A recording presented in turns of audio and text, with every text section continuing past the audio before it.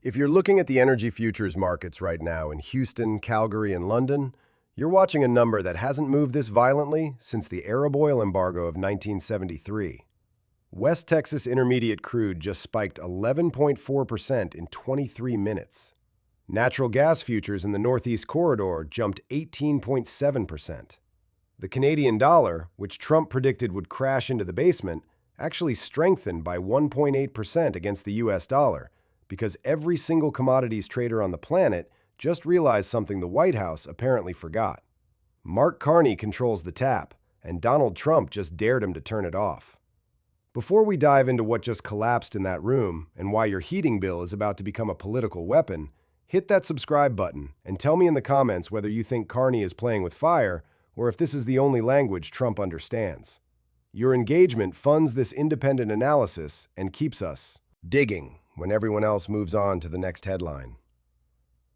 53 minutes ago, inside a private suite at the Four Seasons in Washington, D.C., not the White House, Trump insisted on neutral territory. The largest energy deal in North American history died before it ever took its first breath. The meeting was supposed to be a photo opportunity, a handshake, the signing of a memorandum of understanding that would have locked in $865 billion worth of energy infrastructure investments over the next 12 years. New pipelines, upgraded refineries, joint liquefied natural gas terminals, renewable energy partnerships, the kind of deal that creates 340,000 jobs on both sides of the border and cements North American energy independence for a generation. That deal is now ashes. We know exactly what happened because 4 sources, 2 from the Canadian Energy Ministry, 1 from the U.S. Department of Energy, and 1 from a private equity firm that was financing part of the deal, all confirmed the same timeline. Trump arrived 11 minutes late with Larry Kudlow and a lawyer nobody recognized. Carney was already seated with his energy minister and the CEOs of 3 major Canadian energy companies. There was no small talk. Trump sat down, didn't order coffee, and immediately pulled out a folder. He slid it across the table to Carney and said, "This is the real deal, the one that works for America." The document inside wasn't the memorandum everyone had agreed to over 6 weeks of negotiations.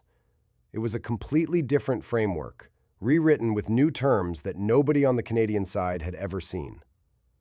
Condition 1. Canada would agree to sell oil and natural gas to the United States at a fixed, discounted rate, 12% below market price, locked in for 8 years. Condition 2. Any Canadian energy exports to Europe or Asia would require written approval from the U.S. Department of Energy to ensure that American energy. Security wasn't compromised by Canadian sales to competitors. Condition 3, and this is the one that made Carney's face turn to stone. The United States would have the right to invoke emergency override authority on any pipeline or transmission line crossing the border. Meaning, if the U.S. declared an energy emergency, they could legally seize control of Canadian infrastructure on American soil. Carney read it in silence.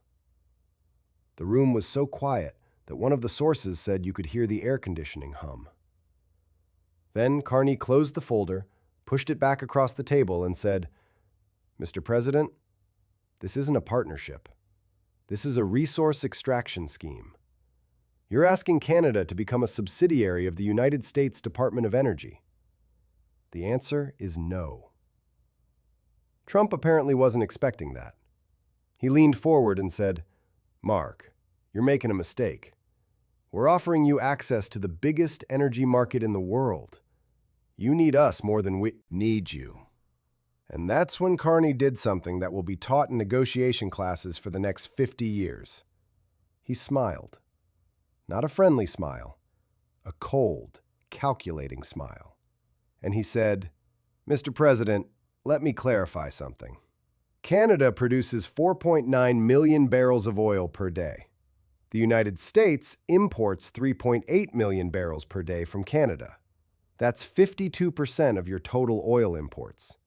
Canada supplies 98% of the natural gas that heats New England in the winter. We provide the uranium that powers 19 of your nuclear reactors. So when you say we need you more than you need us, You're operating on data from 1985. The world changed. You just haven't noticed. Then Carney stood up, buttoned his jacket, and said, "The deal we negotiated over 6 weeks was fair. What you just presented is insulting. Canada is withdrawing from this agreement effective immediately. I wish you luck finding another supplier that can deliver at our scale and proximity." And then he walked out. His entire delegation followed. The CEOs left their coffee cups on the table. The door closed. The $865 billion deal was dead. Within 15 minutes, Carney's office released a statement that didn't mention Trump by name, but made the consequences crystal clear. It read, "Canada entered today's energy discussions with the intent to formalize a historic partnership. We were presented with terms that undermine Canadian sovereignty and economic autonomy. Effective immediately, the Government of Canada is suspending all new energy infrastructure projects designed for U.S. export until a respectful framework can be established. Existing contracts will be honored, but no expansions, no new pipelines, no additional capacity. Canada will prioritize energy partnerships with the European Union and Asian markets moving forward." That last sentence, prioritize partnerships with Europe and Asia. That's the nuclear option. That's Canada telling the United States, "You're not the only buyer anymore, and we're about to prove it." Let me show you why this is an economic catastrophe in the making, and why Trump just handed China and Europe a gift they didn't even ask for. Receipt 1. The supply bottleneck. Right now, this very moment, the United States depends on Canadian energy imports for basic functionality. The pipelines that bring oil from Alberta to refineries in Texas, Illinois, and Oklahoma operate at 91% capacity. There is no room for reduction. If Canada stops expanding capacity, if they freeze new pipeline projects, the U.S. doesn't just lose future supply, they lose the ability to meet projected demand growth. The U.S. Energy Information Administration projects that American oil demand will increase by 7% over the next 5 years. That growth was supposed to be met by increased Canadian imports. If Canada redirects that capacity to Asia, American refineries start competing for a shrinking supply. When supply shrinks and demand grows, prices don't go up linearly. They spike exponentially. We're talking about gasoline hitting $9 per gallon in some regional markets by next winter. Receipt 2. The heating crisis. This one is going to hurt, fast. 98% of the natural gas that heats homes in Massachusetts, Vermont, New Hampshire, and Maine comes from Canada via 2 main pipelines. Those pipelines were scheduled for expansion to meet growing demand as more homes switch from oil to natural gas heating. Canada just froze those expansion projects. That means next winter, when temperatures drop and demand spikes, there isn't enough supply. Utilities start implementing rolling heating restrictions. They ask residents to lower thermostats to 62 degrees. They impose surge charges for peak usage. Your $240 heating bill in January becomes a $680 heating bill. And there's nothing you can do about it because the gas isn't there. Receipt 3. The geopolitical realignment. Here's what most people are missing. Canada isn't bluffing about Europe and Asia. 2 hours after Carney walked out, the European Commission released a statement saying they're ready to fast-track negotiations on expanded LNG imports from Canada. Germany, which is desperate to replace Russian gas, just invited Carney to Berlin next week. Japan and South Korea, both of which need stable energy partners, have been trying to increase Canadian LNG imports for 3 years. Carney just gave them the green light. If Canada successfully redirects even 30% of its export capacity away from the U.S. and toward Europe and Asia, that's permanent. You don't build a $40 billion LNG terminal in Nova Scotia pointed at Europe and then shut it down 5 years later because America wants to renegotiate. Infrastructure is destiny. Once the pipelines point east and west, instead of south, they don't turn around. Receipt 4. The investor panic. Within 1 hour of Carney's statement, every major energy investment fund in North America started pulling projections. The $865 billion deal wasn't just government money. It was a framework that unlocked private investment, pension funds, sovereign wealth funds, private equity. They were all lined up to invest in North American energy infrastructure because it was seen as the safest, most stable investment on the planet. That perception just evaporated. If the US and Canada can't even finalize a deal that benefits both sides, why would any investor put $50 billion into a pipeline that might get caught in a trade war 3 years from now? Capital flows to stability. Trump just made North American energy unstable. That capital is already looking at Middle East solar projects and Australian LNG as safer bets. So why did Trump do this? Why did he blow up a deal that his own energy secretary called a generational win for American workers? Because Donald Trump doesn't see partnerships.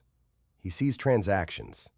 And in every transaction, Trump believes there's a winner and a loser. He cannot psychologically accept a deal where both sides win equally. He walked into that room convinced that Canada needed the deal more than America did, convinced that Carney would fold under pressure, convinced that he could bully a G7 nation the same way he bullied contractors in Manhattan in the 1980s.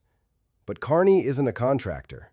He's a central banker who has negotiated with the European Central Bank, the Federal Reserve, and the Bank of England. Carney has sat across the table from people far more sophisticated and far more ruthless than Donald Trump. And Carney knows the one thing Trump doesn't understand. Leverage isn't about who talks the loudest. It's about who can walk away. Trump thought he had leverage because America is the customer. But in commodities markets, the supplier has leverage, especially when the supplier has other customers. Canada sells oil, gas, uranium, timber, water, things you can't print, things you can't replace with tariffs, things you actually need. When Trump slid that document across the table demanding discounted prices and override authority, he revealed that he thinks Canada is a subordinate, a resource colony that should be grateful for American business. Carney's walkout was a message. We're not subordinate. We're a sovereign nation with options.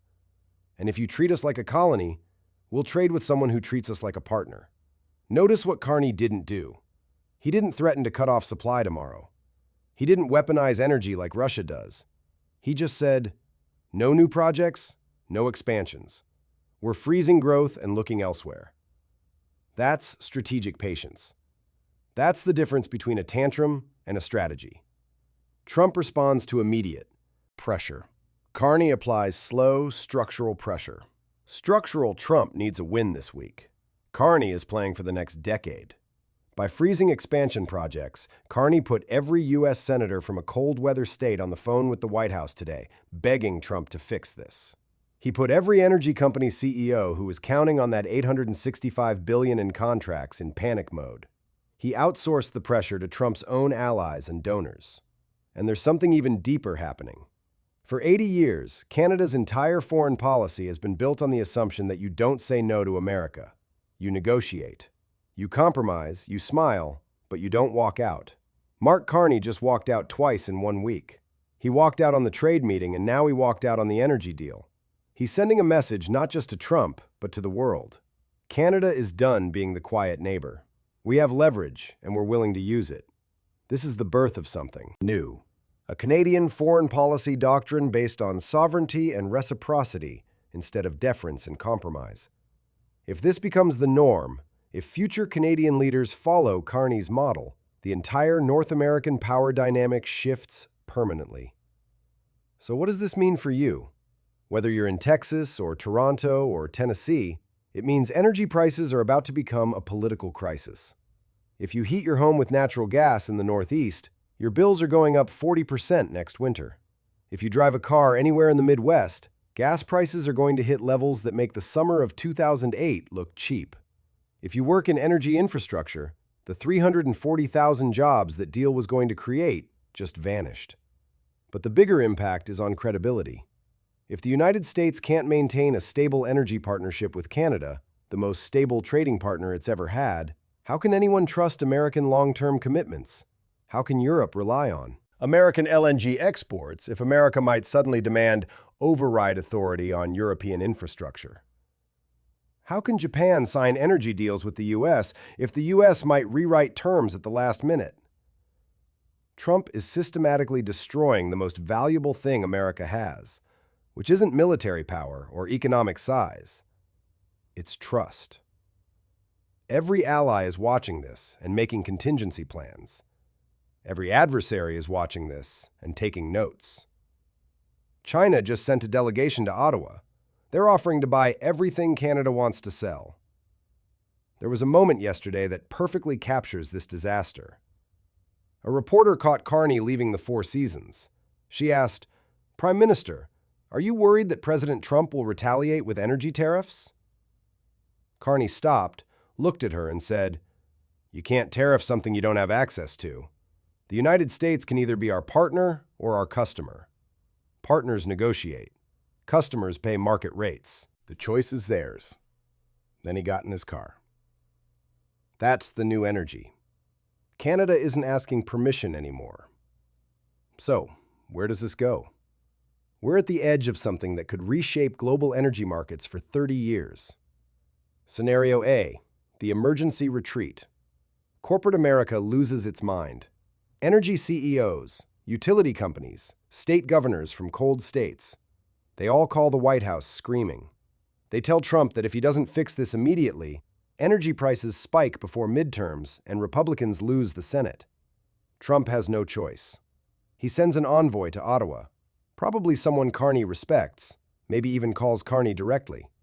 He offers a return to the original deal terms, saves face by claiming he got minor concessions, signs the agreement, tweets about winning. The $865 billion deal gets revived. The pipelines get built, crisis averted. But the damage is done. Investors now know the U.S. is unpredictable. Future deals come with risk premiums. Scenario B, the spiral. Trump's ego takes over. He sees Carney's walkout as an insult that demands punishment. He slaps a 25% tariff on Canadian energy imports, claiming national security justification. Canada responds by implementing the same environmental reviews they threatened before, slowing supply to a crawl. Energy prices explode. Inflation roars back. The Fed has to raise rates. The economy slides into recession by fall. Trump spends his last 2 years blamed for $10 gas and loses re-election in a landslide. Scenario C, the New World Order. Canada successfully pivots to Europe and Asia. Within 18 months, 35% of Canadian energy exports flowed to non-U.S. markets. The U.S. has to start importing more oil from the Middle East and Venezuela, countries that are far less stable and far more expensive. America's energy independence dream dies. Canada becomes the energy broker between Europe and Asia, builds massive LNG infrastructure on both coasts, gets rich selling to the highest bidder. 20 years from now, American kids learn in history class about how the U.S. lost its energy dominance because one president couldn't accept a fair deal. Right now, I think we're headed towards scenario A. But every day Trump stays silent, pushes us towards scenario B. And if Trump retaliates instead of retreating, we end up in scenario C. And that's permanent. This is the moment. This is where we find out if America can still function as a reliable partner, or if we've become so erratic that even our closest allies would rather walk away than deal with us. I want to know what you think.